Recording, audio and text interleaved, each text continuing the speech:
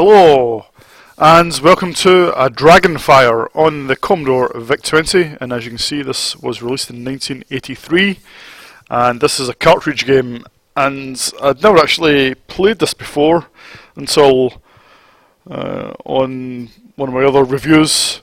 Life School left a comment asking if I had played Dragonfire, and I said I hadn't, and I'd check it out. So here we are, and well, let's get started.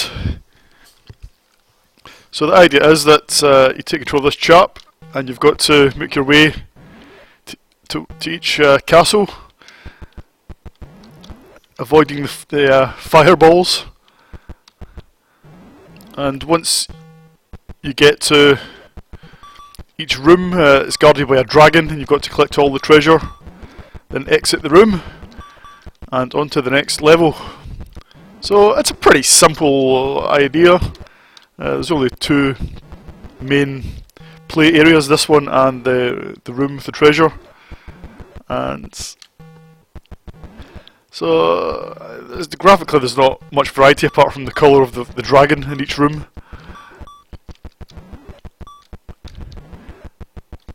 But the graphics are pretty nice for the old VIC-20, especially the main character. He's small, but he's really well defined, and it's all quite well done. It's also pretty hard, so there's no real graphical variety, but there is each room gets progressively faster, and that's where the difficulty comes in. These drawbridge sections, they don't really get any harder, but they're pretty hard to start with. But it's a shame there's no actual variety in those sections, you know, because they're a bit like Hunchback, but Hunchback's got more variety. It's a shame there aren't, you know, bits to actually jump over or guards or something, just to make it a bit more interesting. But that's still pretty well done. So you can see you start to get pretty fast now. It's one of these games that because it's random where the treasure is. It's harder if there's more treasure towards the bottom of the screen.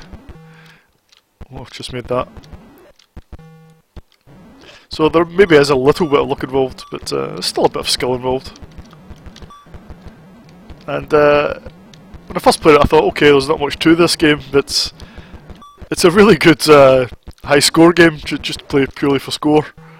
It really keeps me coming back. It's a great sort of pick up and play game. You know, simplicity is actually one of its strong points, I think.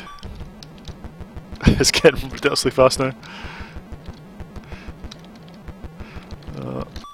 Oh, there we go. I think the next screen, if I remember, is... yeah, it's an invisible dragon. It's a black dragon on a black screen.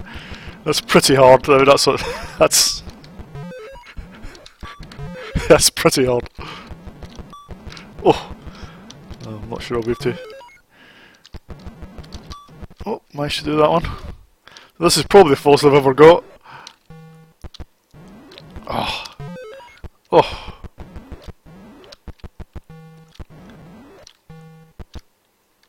Oh, nothing I could do there. I was hoping to see the next dragon. Well, that's probably the first I've ever got, and I'm certainly not going to get that far again in this video, I think.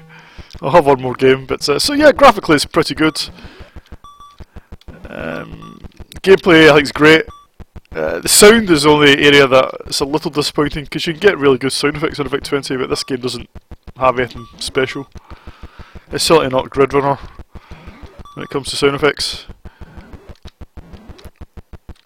But then maybe that would be too much. It's just basic footsteps.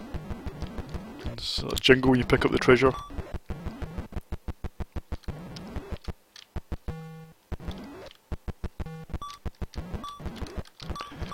Yeah, so I mean, it's not going to be a long video because it's such a simple game. But yeah, I think it's really great. I'll give it 8 out of 10. It's just a recommended sort of pick up and play game. If you've never played it, definitely give it a go. Even though you might think it looks very simple, it's quite a lot of fun. Oh, you swine. So 8 out of 10 for Dragonfire, and see you in the next video.